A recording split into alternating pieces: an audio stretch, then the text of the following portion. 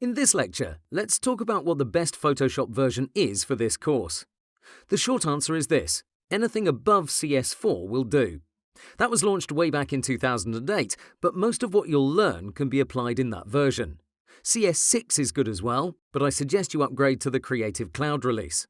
Adobe now charges as little as $10 per month for Photoshop and Lightroom, but you can also get the complete bundle for as little as $50. These prices may vary depending on your location, by the way. The entire suite contains all of Adobe's programs: Photoshop, Illustrator, Premiere Pro, After Effects, Audition, Muse, InDesign, and the list goes on and on. That's what I personally use because it's incredible value for that sum. But if you're not planning on using all these programs, then stick with the cheaper plan.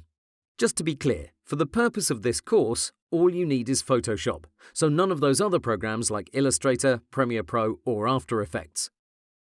What's fantastic about CC, the Creative Cloud version, is that you get all the newest improvements and bug fixes for free. When the new version came out, I clicked on one single upgrade button, and that was it. In case you're not sure how to get Photoshop, you can head over to adobe.com and create a free account. If you want to find out what's changed from CS6, I suggest you visit this link that's attached to this lecture. Finally, don't worry if you're using a different operating system. I'll guide you through the program on a Windows machine, but I attached a hotkey equivalent chart to this lecture for Mac users. Besides swapping Control with Command, Alt with Option, and a few other hotkeys, everything is the same, so don't worry about it.